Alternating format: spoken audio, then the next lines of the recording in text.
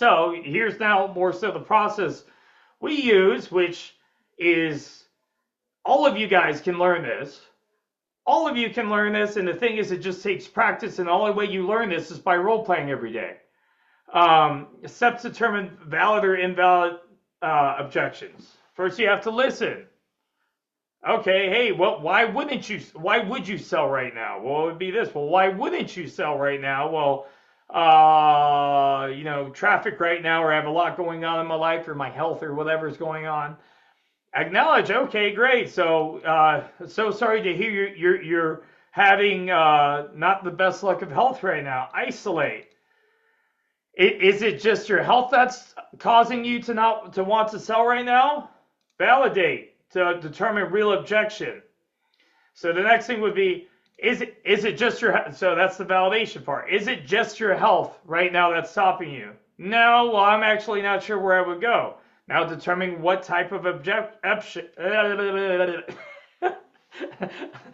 determine what type of objection.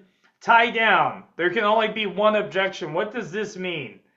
This means, okay, so you believe I'm the right man for your job. I can sell your house. I can do this. But the only reason why you're not going to list today is because you need to have $1 million and the neighbor's house is $800,000.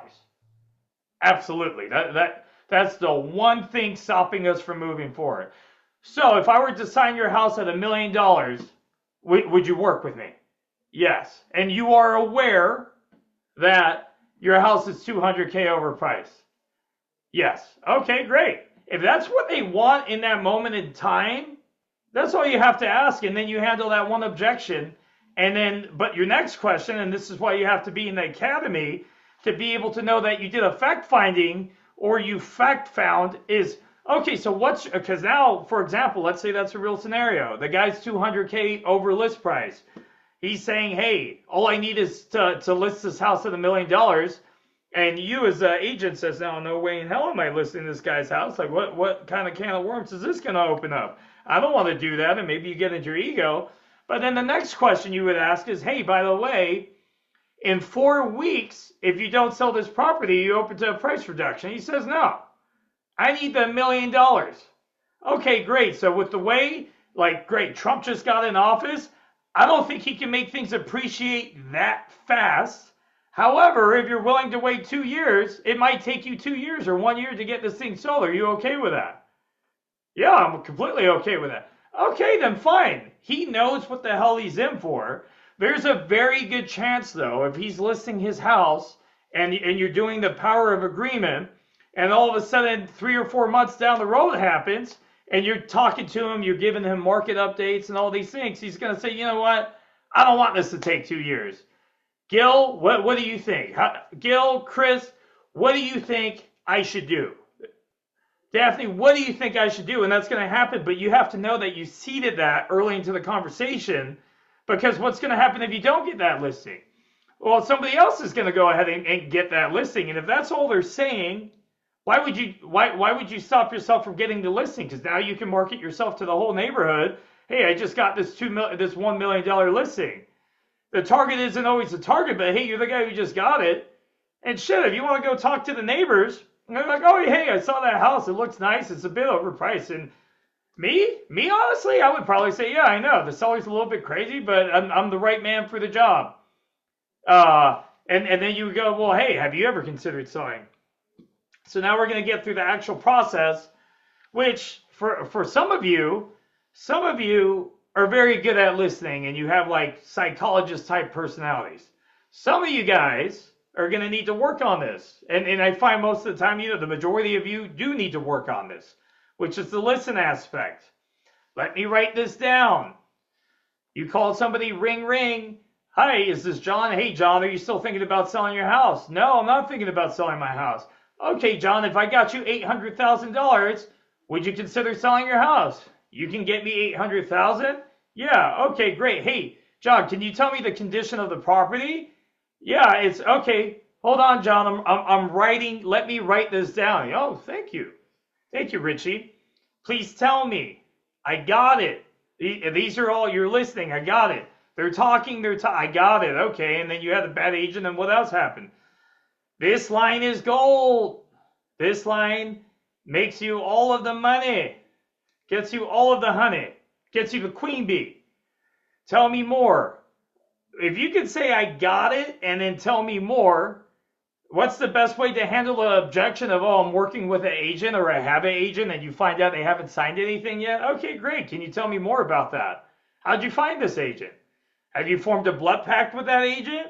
If you haven't formed a blood pact with that agent, if that person hasn't been serving your family for the last decades, 10 decades, you might be able to help them. Sometimes these people have signed a blood pact with their agents, or they've been helping their family for years. And the thing is, well, you say, well, how do I overcome that? You don't. You can't close everybody. And the only thing you can do is respect for that person in that point, and make more phone calls, talk to more people, follow up with your clients. Thanks for sharing is another great line, and so's tell me everything.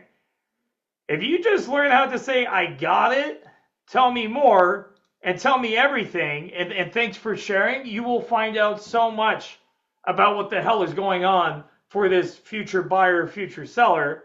And now when you're fact finding, and once again, this is objection handling, but for our members in the academy, when you fact find and they're saying, well, and you're asking them and you're leaning into the objections and you're saying, okay, so you just believe you can't get $800,000.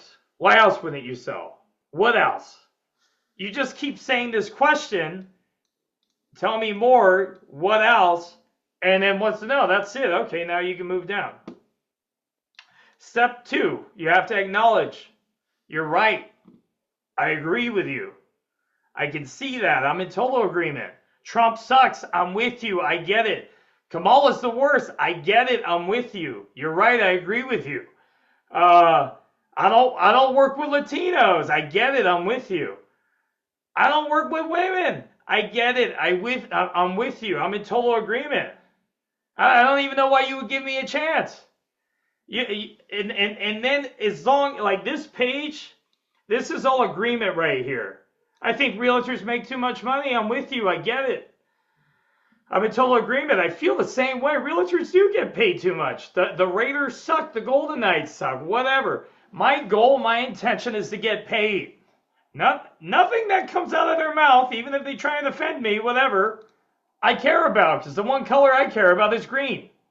Green's my favorite color. And if you can get past that point and put yourself aside, because once again, coming back to that page, become a master and accept full responsibility of everything. It's not woe is me. You're the person who decided to get into business to call people and be a realtor. You're the one who, after your friends and family, put yourself in the situation. And you have to realize that. And once you realize that, you're like, okay, well, why did I become a realtor? To make money and set my own schedule and go on vacation for 3 months. You know, whatever that means for you, that means for you. But when you accept full responsibility, coming with everything you do in your life, which is mindset so important, then you can get past this point. Because, you know, even if this person does talk some shit to me real quick, I'm in total agreement. I'm with you. You know, I don't even like how I sound either. I'm sorry that you have to hear my voice. And the faster we get your house closed and sold, you're not going to have to hear my voice anymore. And then you smile. All right. Isolate. What are your other concerns? What else bothers you? So this piece is they give you the objection, right? They say, oh, it's time. All right, great. What are your other concerns? Other than time, what are your other concerns? Other than not needing to talk to your wife, what else bothers you about getting your house sold or bought? Do you have any other reason of moving or not moving forward? So why else wouldn't you move forward? Well, we want to wait until June. Okay, great. Can you tell me, and now coming back up, can you tell me more about June? Do you have any other concerns? If I could solve that one problem for you and get your tenants out, is there any other reason why you wouldn't sell the property? And what if I was able to sell your property with tenants in place? and you don't have to worry about which city you are, and then you can finally go to LA County or wherever. And with what I just said, what I just did there is I handled an objection and I just future paced them to motivation to get them to, hey, here's your pain. If I could take care of you, a little bit of pain right here, and I gave you this multivitamin so you could get back to Oregon or wherever the hell you're going. I'm giving them two things at once. So it's pain and motivation at the same time. Validate. This is step 4. What's your real objection? What's your real concern? There's got to be something else. When you say that, what do you mean? This line is magical. When you say that, what do you mean? Well, I'm just not sure yet. Okay, great. And I'm with you. I'm listening and I'm acknowledging from the previous 2 slides. But when you say it's time, what do you mean about that? Well, it's just time. I need more time. Okay, great. Do you need 7 days? Do you need 14 days? Do you need 3 months? What is it exactly that you need? Well, I just need 2 weeks. I never make a rash decision. Okay, great. So in 2 weeks from now, do you think you're still going to be wanting to sell your house? Yeah. So what's time going to do for you? Would you rather wait for 2 weeks and interview 7 other agents, or would you rather have me bring you a signed contract in the next 2 weeks? So is it just time for you? Okay, great. And then you shut up after you say that, and they'll say, no, you're right. And then you could even say, you could stack that with, do you trust me? Am I the right person for the job? Okay, so what's time going to do for you? But if you didn't fact find earlier in the sales process, you're not going to know what the hell you're doing. And then one more, why do you say that? It's when, where, why, how much is it costing you? Oh, well, I have my house paid off and I'm not sure what I really want to do. All right, well, how much is it costing you to not be sure? Let's put a monetary value to that. So the property isn't paid off. You don't want to get another tenant in there. There's a reason why you're selling this house. You didn't just wake up today saying, hey, I'm going to sell my house. You've had 3 bad tenant experiences. When is enough enough? And by the way, even if I took care of that problem for you, what are you going to do with the money? Even if you did sell this property, even if I could help you, what are you going to do with the money? You're going to sit on it? You're going to do a stock play? You're going to buy another property? I'm not a property manager, but if that person said, hey, I would want to buy another property, I would then go ahead and say, dude, you need to get a good property manager, and I have one for you. But let's get rid of this one first. Am I a property manager? No, but I'm solving their problems. Bonus magic validator. That wouldn't keep you from owning it, would it? Oh, it's $500 out of my budget. That wouldn't keep you from owning it, would it? You really like this house, right? And where do you see yourself going in the next 5 to 10 years? Are you still going to be in this neighborhood? Oh, no, this is my forever home.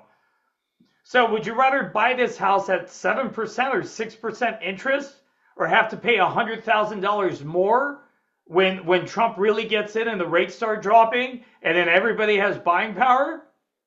Oh, shit. No, you're right. Okay. Can you afford this right now, even if it was $500 out of your budget? Could you find a way? Now I might even go back into how much. Oh, you told me you drink a lot. How much do you spend on drinking? So would you rather keep having those $500 bar tabs, which keep doing them, but just do them less frequently, and you can do that $500 price cap for the budget? And because this house is so damn nice, and in your California, and it's not Florida, it's not Texas, we don't have floods, we don't have hurricanes, the appreciation is always going to go up. So what are we talking about here? Step 5, determine what type of objection they're saying. Heavy probe. You have, as Johnny likes to say, you have to be a chismoso about it, which I don't speak Spanish and I am brown and it's okay. But why do you say that? Well, I need more time. Why do you say that? When you say that, can you explain? What do you mean? Anticipate hostility. Like, this part took me a while to learn. You need to know when you lean into the objection and you say whatever. Why do you say that? Okay, how'd you come up to 800,000? How'd you come up with that number? And then they're going to say, they're going to go into their story. Once you know that, and this is why I keep saying you have to lean into the objection. And as a fighter, I know eventually at one point he's going to throw a jab at me, and I lean into it, and I slip, and then I hit him in the body with a liver shot. There's an opening. Every time they give you objections, it's not like, oh my God, I'm not the type of person who says that. I don't like being mean. I don't like being too pushy. Well, you don't like getting paid either.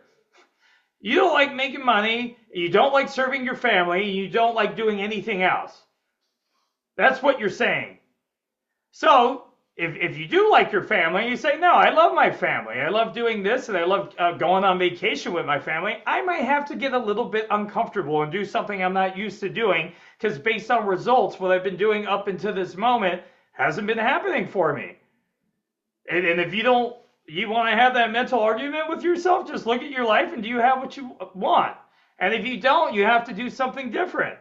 And it got you to where you are now, but you have to be willing to probe. And the other thing is this: no one thing can kill a deal. Once you believe that, no one thing can kill a deal, then you know, hey, the only way you get into a trust conversation where the bullshit goes away is you're asking them, dude, you're broke. Your house is in foreclosure. They've sent all these eviction notices. They're about to foreclose on your house. Do you want to be homeless, or do you want to do what's right? And I know we're behind and we're in an 11th hour, but I need to help you. You need to help you. Does that make sense? And then it might be a little bit uncomfortable, and they say whatever the hell they say. And then you help them.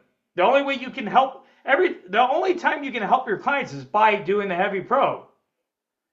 Now I need to talk to my wife. Okay, great, I'm with you. And when you say you need to talk to your wife, can you explain? What does that mean? And like that's this part right here, I think is probably the most.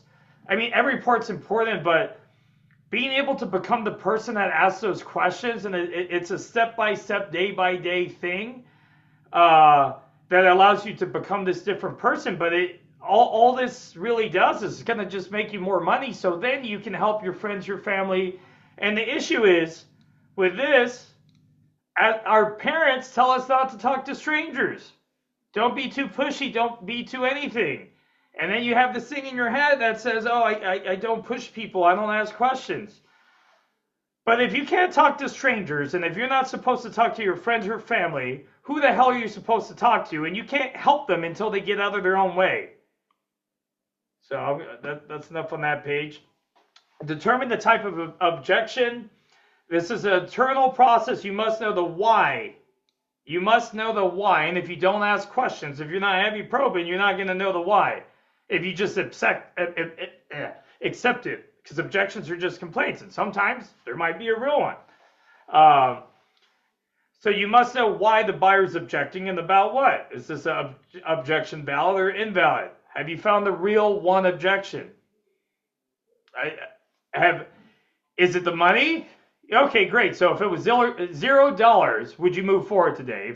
If I were to sell this to you for $500 today, it's just the money, would you be willing to move forward? Yeah, I would be willing to move forward. Okay, great. Well, then I know its price. If it's terms that are saying, no, I don't really know if the terms are good for me. I don't like contracts. I don't like doing this. I don't like doing that. Okay, great. Can you tell me more about that? Where else have you made a bad decision in your terms all the time? Interesting thing about psychology is humans, they operate lives through past experiences. They did a study where they had Alzheimer's patients and they had people with normal memory. And the thing that they said was, they went to the Alzheimer's patients and they would ask them, hey, do you think $5 per gallon is expensive for gas? And the Alzheimer's patient said, no, that's what it's always been.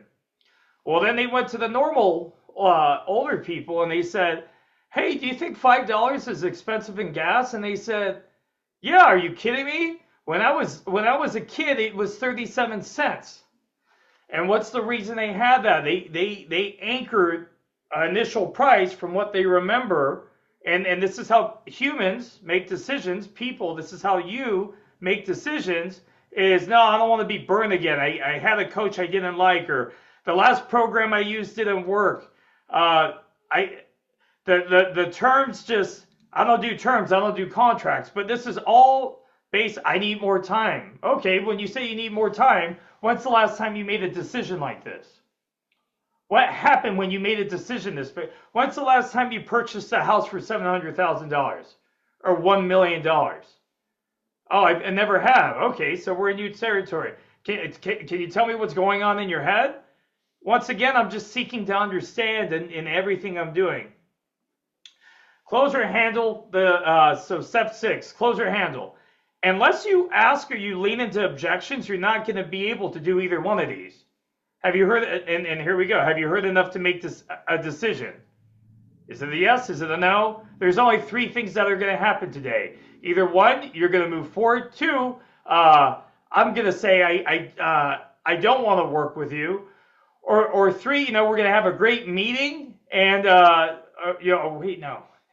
It's 1, you're going to choose to work with me. 2, I'm going to decide to work with you. Or 3, we're just going to shake hands. You're going to make a friend, and we're going to go on to live happily ever after. This is the objections I use when you're fact finding, or you're with the listing, or you're calling an expired or a FSBO.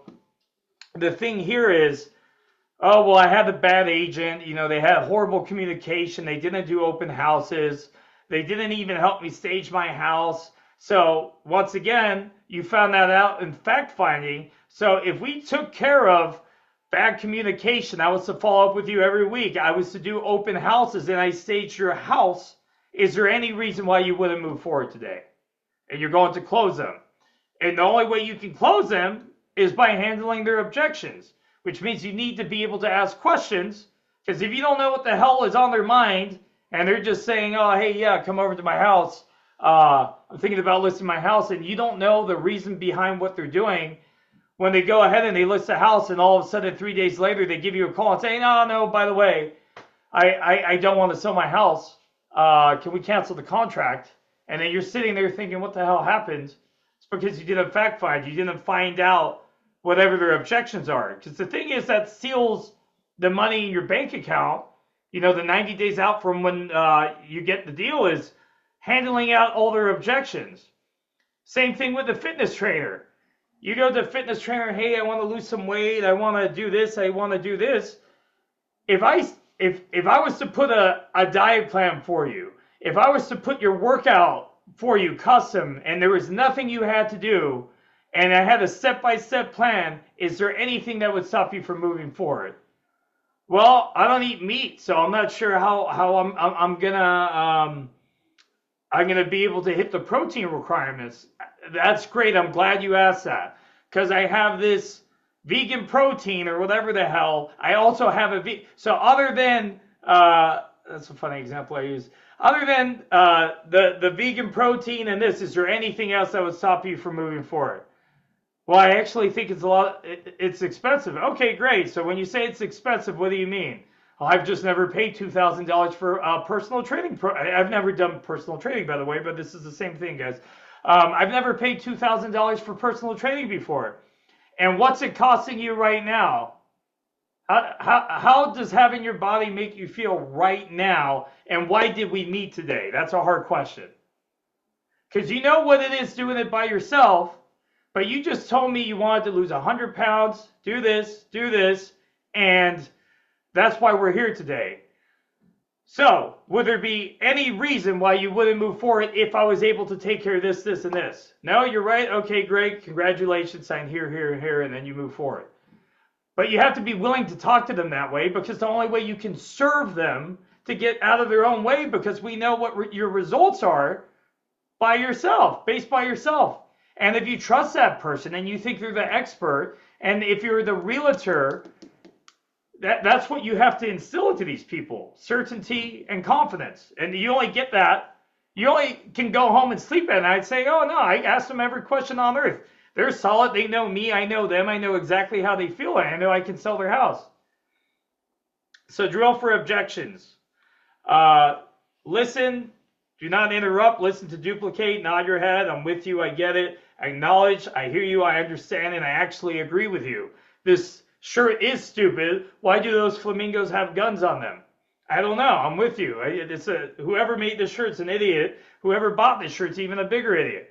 That would be like the second level of agreeing. Magic discount close. That wouldn't keep you from owning it, would it? Isolate, validate, probe. Is that your only objection? What else would keep you from moving forward? Probe to determine, type in only one objection. Determine what the objection is about. Product, price, you, stall, valid, invalid, spoken, unspoken. And then close or handle. Can you close or do you need to handle? Are you willing to move forward? No, I actually think I need to talk to my wife about this. Okay, great. When you tell me you need to talk to your wife, what does that mean? So if you close them, they're going to go great. But then in the close, they might throw, I need to talk to my wife. It's up to you to decide to handle that objection or not. You can be nice and say, okay, great. I don't want to be pushy today. And I'm going to let him say, hey, I need to talk to my wife. And you're going to leave it alone. Or, depending on what you want to do, and you want to say, hey, I get you need to talk to your wife. Is she on the same page with the decisions you make in your life? Yeah, she typically is. Okay, so other than you needing to talk to your wife, what is it? Is it me? What don't you believe? What don't you believe? And then you go through that process.